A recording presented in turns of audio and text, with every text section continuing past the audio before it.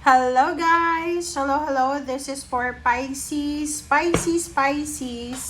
Welcome dito sa aking channel, Kapalaran 888. Welcome. Alamin natin kung anong messages, vibration, gabay energy para sa inyong lahat. This is for the second half ng February. Okay, so this is from February 16 to 28. So, titingnan natin. Ano ba ang posibleng mensahe gabay sa inyo ng inyong mga baraha. Okay, Pisces. So, please comment down below if you are resonated. Okay. So, yung first card mo dito, Pisces, is the Emperor. For the second half ng February, nakikita natin dito yung strength. Nakikita natin yung foundation, yung stability, yung balanse. Sinasabi ng baraha sa'yo dito, Pisces, na kinakailangan mong maging strong and vigilant para sa stability mo. Okay? So, sinasabi dito na sa 2 weeks na to, pwedeng ikaw ay gusto mong ma-promote sa trabaho. So, you're aiming for a higher position, higher salary. You're aiming for parang ari-arian. Parang gano'n. So, parang gusto mong mag-purchase, mag-invest sa bahay, lupa, parang gano'n, negosyo. And this is a fire sign energy. So, sinasabi ng baraha sa'yo na sobra-sobra kang magiging strong, magiging sobrang courageous ka sa 2 linggong ito. So, like for example, for several weeks, parang, like for example, nagpahinga ka, or wala kang ganang magtrabaho, panay absent ka, this week, the 2 weeks, sinasabi ng baraha na sobrang energetic ka. Okay? Energetic, higher vibration. High vibration yung mararamdaman mo dito. Okay?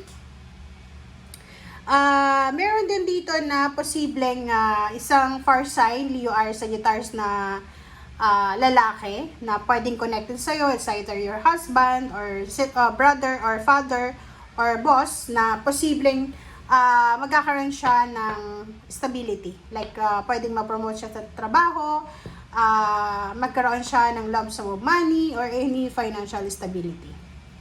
Okay. Okay, Pisces.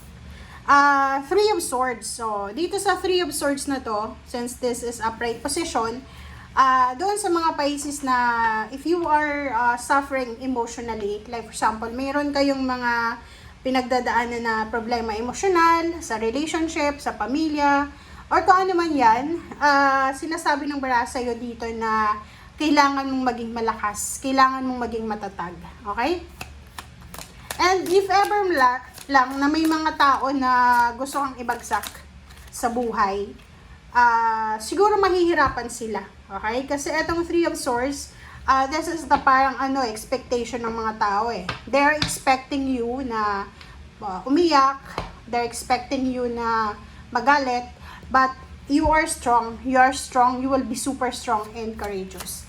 Health-wise, sinasabi ng baraha dito na magiging sobrang healthy ka sa darating na 2 linggo. Diba? So, nakikita din natin dito na there's a celebration. So, may mga Pisces siguro, kasi this one is the second half na, may mga Pisces, diba, na magsisimula ng February. So, may mga birthday celebration. Yung mga Pisces na yung birthday niya is February, happy birthday. There's a celebration of success. There's a celebration of happiness. So, celebration of life. So, merong okasyon, merong posibleng pagtitipon-tipon. There's a reason to celebrate. You don't need to parang i-romanticize yung pain and heartaches kasi sinasabi ng barahan, you're strong. If you are experiencing mga negativity ngayon, sinasabi ng baraha sa'yo na huwag kang mag-alala kasi mapagtatagumpayan mo yan. Okay? Kung nasaan ka man ngayon, kung may okasyon na kailangan i-celebrate, mag-celebrate. Okay? Okay. Okay, reverse. Reverse na 6 of Wands. So, kung makikita mo dito, maybe you're expecting for a travel. Maybe you're expecting for a travel. Expecting for motion, 'di ba? May action motion. So, pwedeng yung iba sa inyo diyan, may anak kayo na gagraduate parang ganon this year 2026. And naka-reverse siya. So, wag kang masyadong magpapanik agad-agad kasi it's only February, okay? So, doon sa mga Pisces na like for example na nag-aalala ka kasi January, February, parang walang motion and action sa buhay mo, nagmamadali ka. Sabi sa'yo dito, ng reverse na Six of Wands, na kailangan mong magdahan-dahan. You need to be slowly, okay? Maging maingat tayo, Pisces, sa mga actions natin. Death card. So, sinasabi ng baraha sa atin na there's a new beginnings. May mangyayaring pagbabago na magaganap sa buhay mo. So, in terms of money, career, finances, relationship, spiritual, maraming magbabago sa buhay mo. So, may nakikita tayo dito na may mga bad habits kayo. Like, ito ay para doon sa iba. Hindi lahat makaka-resonate dito. But, there's some na Pisces dito na siguro for the last few years, like starting pandemic until this 2025, masyado kayong nakafocus sa pera. Yung parang workaholic ka, hinahabol mo yung success. But this year, na 2026, nakikita ko na since naka-reverse yung success, sinasabi ng baraha sa'yo dito na siguro mag-slow down ka ngayon. Mag-slow down ka, pero kumikita ka pa rin, but you are not like before na sobrang workaholic. Kumbaga, magpo-focus ka, yung iba pwedeng magpo-focus sa spiritual, pwedeng yung iba magpo-focus sa emotional, sa health, or yung iba magpo-focus sa negosyo. Parang ganon. Alright, the Hermit. So, this is light, this is awakening, this is searching. Parang ganon. Motivation. So, nakikita natin dito, mayroong mga Pisces na mayroon kayong nilulook forward. Siguro 3 years ago, 6 years ago, or 5 years ago, meron kayong nilulook forward na siguro titigilan mo na siya sa ngayon. Especially this second half of February. Like, halimbawa, ang nakikita natin dito na people pleaser ka. Simulan natin dito sa The Emperor. Maybe you're a Pisces na gusto mo na palagi kang may pera. Maraming pera, may trabaho. Yung parang hindi ka magkaundag-ugaga sa pagtatrabaho, pag-iipon. You're aiming for a happy family. Yung like, nag-aaway na yung pamilya mo, tinatrader ka na, but patawad ka pa rin ng patawad kasi you're aiming, you're people pleaser, 'di ba? Yung piniplease mo yung na tao. Success, parang ganun. Gusto mo na sa top ka lang and iniisip mo na kailangan continuous yung pera mo or yung success mo. But this year, especially starting this February 16 to 28, sinasabi ng baraha sa'yo na meron ka na mga hinahabol sa buhay na posibleng titigilan mo na sa ngayon. And you're starting fresh. You're starting fresh. You're doing it slowly. Parang gano'n. Yung parang iniisip mo na hindi mo naman kailangan na sumabay sa agos ng buhay na sobra kang pagod na pagod tapos yung mga tao relax na relax lang. So, yun yung parang nakikita natin dito na gagawin mo. Mas magfo-focus ka, sigurado yon sa spiritual mo. Magfo-focus ka sa connection mo with your spiritual mission or depende so kung ano yung spiritual na calling mo. Okay? And nakikita ko sa'yo dito na kung ano man ito na mga plano nyo sa buhay, huwag kayong mag-alala kasi malapit na. Okay? You're parang nasa ano ka na ang tawag dito, hawak kamay mo na, abot kamay mo na, kung ano man yan na success. Alright.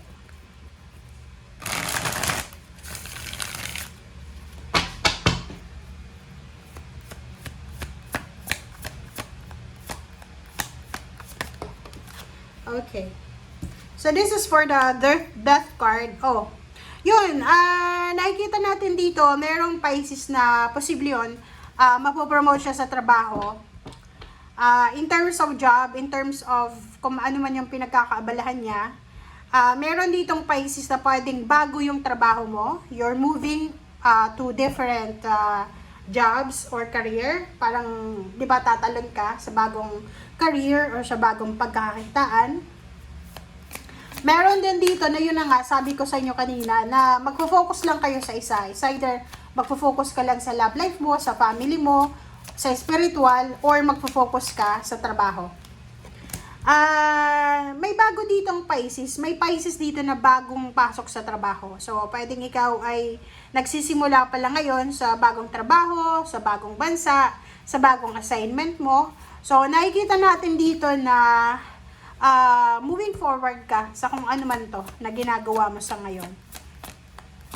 And yung iba, parang yung iba, sobrang abala. Busy kayo sa kung ano man ang focus nyo sa ngayon. Pero yung focus nyo, hindi na tulad ng dati na kailangan magmadali. Ikaw, parang mag-enjoy ka sa trabaho mo, mag-enjoy ka sa craft mo, or mag-enjoy ka sa pamilya mo, or kung ano man yan, nagagawin mong pagbabago. Alright, so let's check another card. Oh, 'di ba? Kung makikita mo, nandito yung Prince and the Princess of Disc plus King of Wands. So, sinasabi ng bara sa'yo, Pisces, na sa 2 linggong ito, sobra kang busy sa ginagawa mo, lalo na kung trabaho ito. Nakikita rin natin dito yung stability ng pera. Okay? Sa trabaho to, magkakaroon ng stability sa usaping salapi, magkakaroon ng stability sa like for example, kung wala kang trabaho, may mag-o-offer sa'yo ng trabaho, tatanggapin mo, ganyan, ganito. Kung halimbawa sa trabaho naman yan, hindi mo kaya yung ginagawa mo, there's someone here na mag-o-offer sa'yo ng tulong. Okay? Para mapadali mo yung trabaho mo.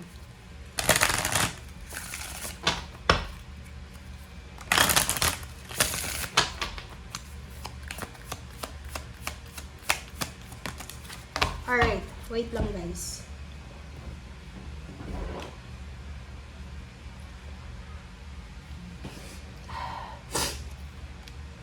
Okay, synchronicity. Okay.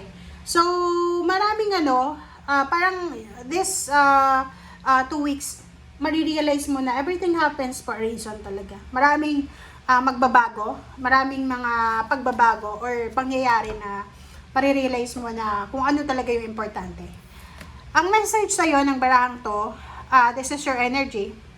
Your prayers and questions are being answered by synchronistic events. Notice them in order to increase their flow. So yun, parang marami kang katanungan sa sarili mo, marami kang pinagpipray, marami kang wini-wish na ibibigay sa iyo ang kasagutan ng synchronistic siya. Yung parang magkakasunod-sunod, and at the same time, may intindihan mo yun kung ano siya. Okay? Alright. Next card natin. Oh, 'di ba? So this one is the message from this card. So, sinasabi ng baraha, tranquility. Make time to relax. So, yung 2 linggong ito, sinasabi sa iyo, Pisces, na as much as possible, kasi magiging busy yung iba. Yung iba naman, busy sila, pero focus lang sila sa isang bagay. Like, busy lang sila sa anak nila, busy sa asawa, sa trabaho, sa negosyo, or sa spiritual. Ikaw naman, sinasabi ng barahan na kung napapagod ka, if you feel tired, if you feel parang wasted yung energy mo, oras na para mag-relax ka. Just relax, be still, and enjoyin mo kung ano man ang katahimikan na pinagdadaanan mo sa ngayon. Kasi parang yung iba, tahimik yung buhay, walang mga issues, walang mga toxic. So, take, parang anong tawag doon? Kumbaga, enjoyan mo na yan, okay? Enjoyan mo na kung ano yung katahimikan, kaligayahan, blessings na yan na meron ka sa linggong ito. Okay? Thank you guys. Bye!